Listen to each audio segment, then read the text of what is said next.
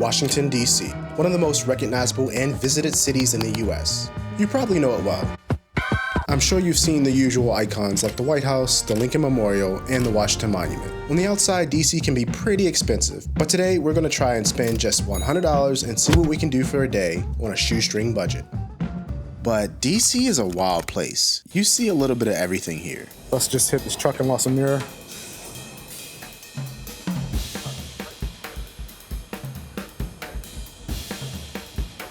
Yeah, I guess so. So I've been to DC many times, and the easiest way to kind of start out is to start at the National Mall because you get all the big tourist attractions in one place. They're all in walking distance of each other. So like if you start right here at the Washington Monument, you got the Lincoln Memorial, the Jefferson Memorial, the Capitol Building, and the White House, all within walking distance. And all surrounded by these awesome Smithsonian museums, which are free. So that's an easy way to start out. But before we do anything else, we're gonna go to a really cool coffee spot that's not too far from here. As with every morning, we need to start it with a nice jolt of caffeine. So we are at Compass Coffee. It is right across the street from the Capital One Arena and just a few minutes walk from the National Mall. I got a pumpkin cream cold brew, which is a little interesting. Doesn't quite taste like pumpkin, but I can't put my finger on what it tastes like. And I don't know what Tony got, but it looks a lot prettier than mine. They were a little pricey, and I think they were like $6.50 each, but our total ended up around $14. This is an almond butter latte, and I was gonna go with something fall themed, like a pumpkin spice latte, because you know my coffee is kind of bougie. But I went with almond butter. It looks pretty cool. Hopefully it tastes good. Ooh, that's hot. Ow. Looks good though.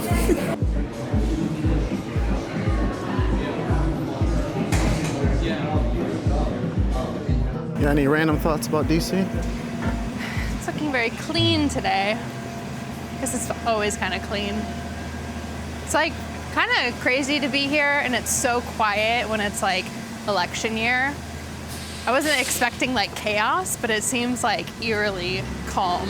Yeah, that is one thing I will say is that it's kind of like a travel hack, maybe a travel tip, is to come here in the fall, in the winter. Like it's gonna be less people, it's not gonna be as crowded, and the prices are gonna be considerably cheaper for a lot of the things you wanna do. Of course, all the Smithsonian museums and all the monuments are free, but like if you wanna eat out or hotels, they're all gonna be a little bit cheaper. And no humidity.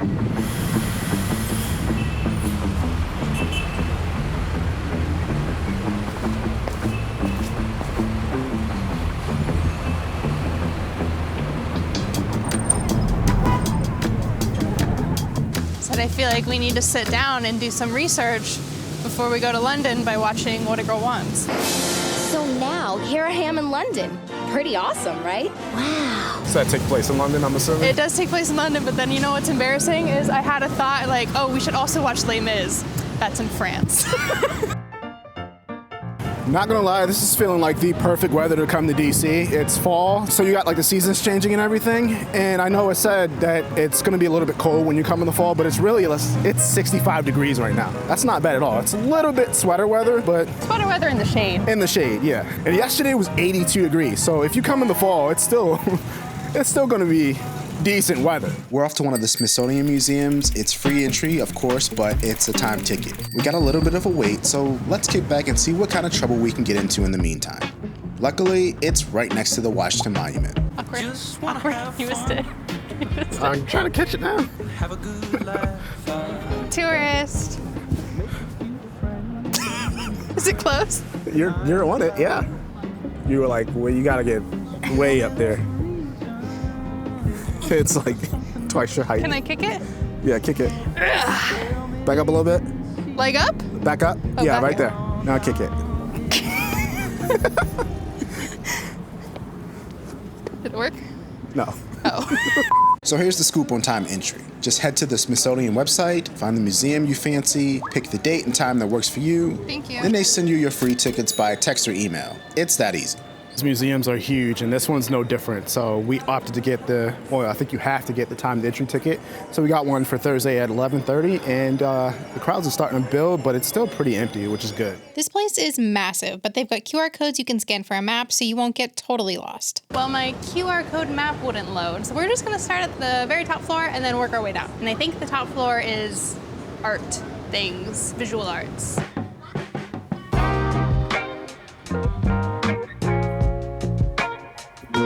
The top floor here is all about the impact Black culture has had on American life, from political movements to the music that changed everything. Wow,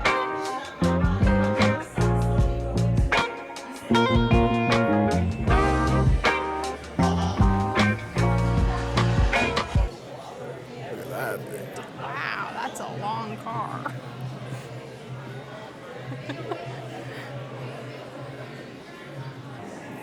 Chuck Berry. Need Eazy-E's car in here. I am gonna be completely honest with you guys. This museum is awesome. I mean, right now we started from the top and we're working right down. And you get like the history of music and culture and gestures, and it's really quite fascinating. This is the perfect chance for me to introduce Sarah to some of the music legends I grew up listening to, all thanks to my parents' influence. I don't even know who that is. The name. Rick James? Is that not Rick James? George Clinton? Oh, George Clinton.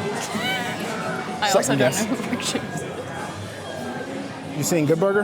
Yeah. He was in Good Burger. From the mental hospital. Let's see what we're like in here. Some hip hop. Honestly, I feel like you could spend a full day, maybe even two, to really see everything here.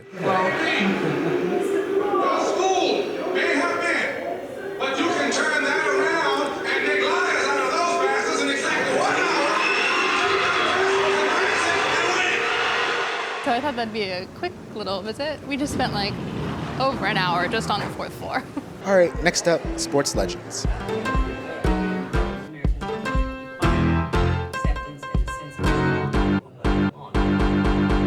Got me feeling good.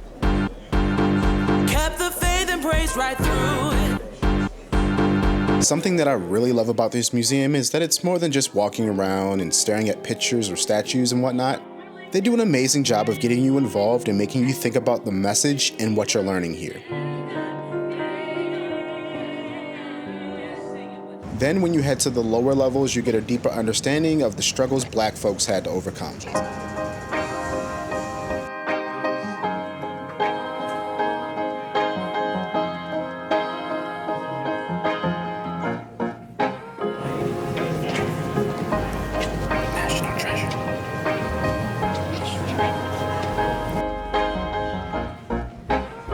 Well, we just wrapped up at the museum. I think we spent, like 2 hours in there, maybe a little bit more than 2 hours, and we didn't even get to see everything, but I think it's a really good experience. A somber experience, but a very educational experience that's worth visiting. I will say like somber at parts, but then they also did a really good job of highlighting like music and sports and TV entertainment and things like that. There's like a bunch of different levels. At the very bottom of the level, it starts off with like the history galleries. You get the transatlantic slave trade, and then it goes into like the Revolutionary War, the Civil War, civil rights and segregation. And then as you go up the levels, you're starting to get in pop culture, so you start to get film and television and in sports. It's a lot to get through. But after all that, it is about 1 o'clock and we are hungry, so we're gonna get a couple city bikes and make our way up to some food trucks. You got a bike to lunch? You got a bike to lunch, you gotta work for it. I'm hungry. I'm hungry. I'm hungry. The National Mall area has a ton of food trucks. There aren't many out today because it's the off season probably, but instead of eating lunch here, we're gonna head to an area that has some food trucks catered more towards locals. So instead of spending money on an Uber or the Metro, we are instead going to take bikes. Now we could take like Lyft or Vio bikes, but what is more true to DC than Capital Bike Share? Thankfully, this area seems to be pretty bike friendly. There are bike lanes all up and down National Mall, so we are going to take these bikes for a little jaunt up to Farragut Square to get some lunch at a food truck. Just as soon as I get my bike situated.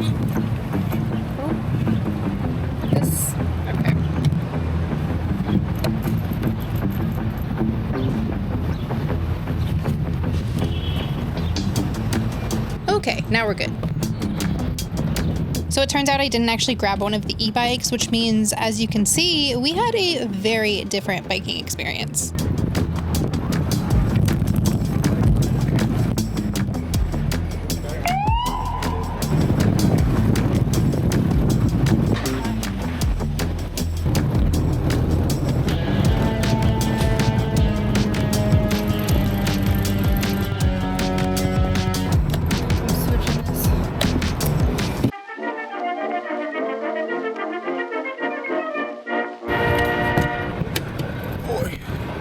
It's different.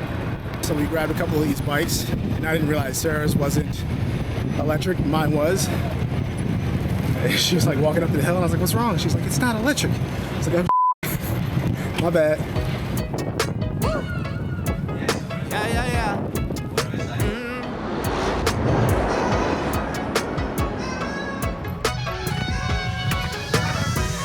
Okay, so things can never go 100% smoothly. First, we started off, we each got our own bike. Mine ended up not being electric. I just assumed it'd be an e-bike, and then we started pedaling uphill and I was dying because I'm starving.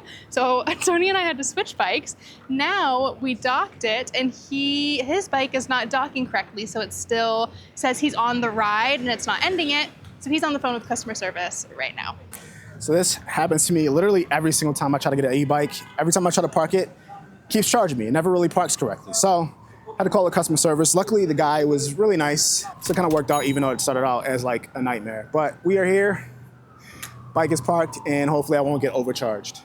So we know we had some options for bikes. Now that I did that, I think I actually would opt for like a Lime bike because you don't have to connect it back to a docking station to end the ride. I think that is the trick. Because with the Limes, as long as you park it like off a sidewalk in a safe area, you can end your ride manually, and then you could avoid that whole fiasco. Another thing not going to plan, we were at Fairgut Square, and Sarah's gonna be a little upset about this, but Oh my God, what? where are the food trucks? I could have swore this used to be like a heavy food truck area. Am I tripping? Am I mistaken? I don't see any food trucks. Maybe we're in like a little bit of the wrong area, so we gotta walk around a little bit, but I see not a single food truck. Just want to eat food. Sarah just wants to eat food. So, might be a Subway trip. Subway's right here. Oh my God. Like Subway, the sandwich shop? Oh, good. Okay. I thought you meant like the metro. Am I tripping though? Didn't there used to be food trucks around here? A few moments later. So, just looked it up. They haven't been here since like 2 years ago. Someone's about to be fired. We'll find some food somewhere. Fired. It's DC. Okay, so we found this grilled cheese place that's like 7-minute walk for here, and it actually looks pretty good. So if it makes a dent in the budget, it makes a dent in the budget, but we just need to eat. So we were at Grilled Cheese DC. We got a couple of grilled cheeses and then a couple of sodas, and I think altogether it cost us about $29, $29.70 maybe, something like that.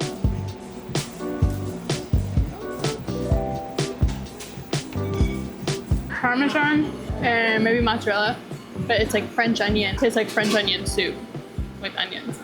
Kind of weird, but it's really good. This is the Young American, which has American cheese, tomato, and bacon in it. Looks really good, actually.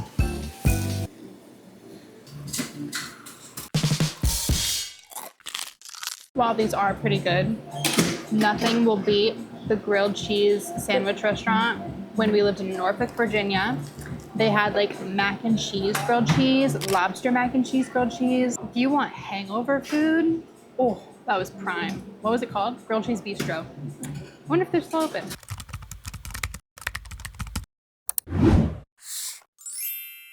Okay, energy's back up, and we still have a solid chunk of the budget left. So we're gonna head to the DC Wharf to get a sweet treat, which I think is pretty fitting for this time of the year. But I think my luck has also run out with the bikes, so we're not gonna take an e-bike down there. Instead, we're gonna take the Metro. Let's just hit this truck and lost a mirror. Just put it back on. Whoops.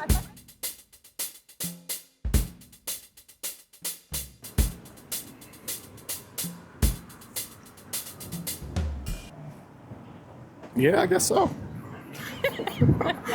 It's quite the ad.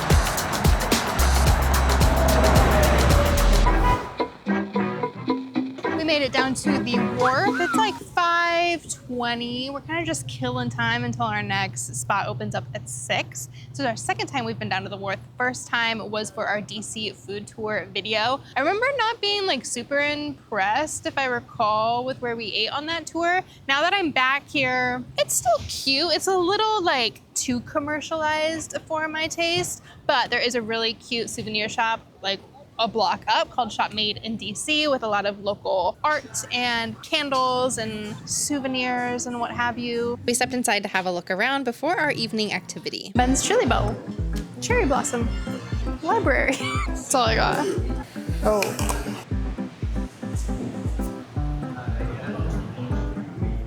Kamala whiskey.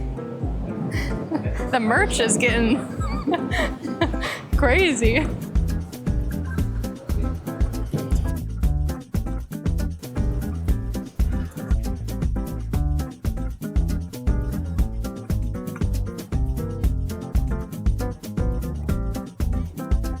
So as far as evening activities goes, we're making s'mores. It's such a cool, like, chill thing to do if you visit DC, and you can watch the sunset. Plus, it only costs $5, and they have hot cider.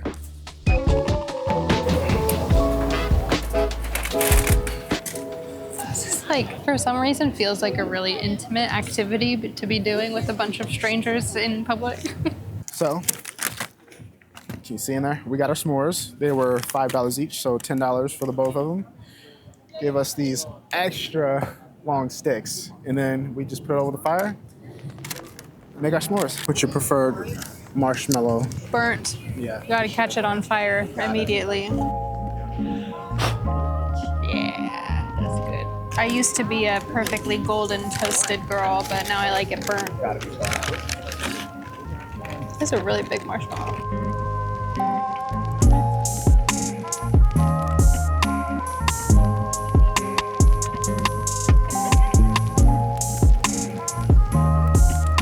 Pretty good.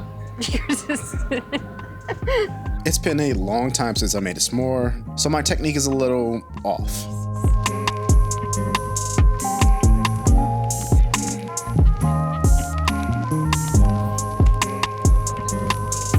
It's not my best doing. Not my best work.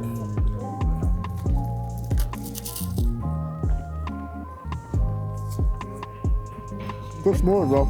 Sarah's was a bit more dialed into perfection. Quite the messy snack we got there. It's good, though. Yeah. Huge marshmallows. Huge marshmallow. Very small chocolate. Good graham crackers, though. It's all on your face. Is it? Did I get it? No. So we came into the day with a $100 budget, and we succeeded. We spent well under $100. So Well under $100. We could even get another meal. yeah, if we could we wanted. get another meal. So I guess we're gonna get another meal. But there's also a ton more we could have done today, still for free. There are so many other Smithsonians we could have gone to, all of the monuments, which we have been to pretty endlessly, so we didn't go today. But don't forget to like this video and subscribe to our channel so that you never miss a detour, because our next detour, we're going international, baby. International, baby.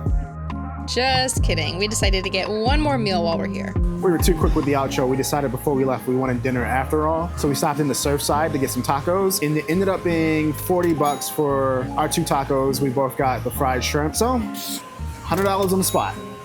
Made it work.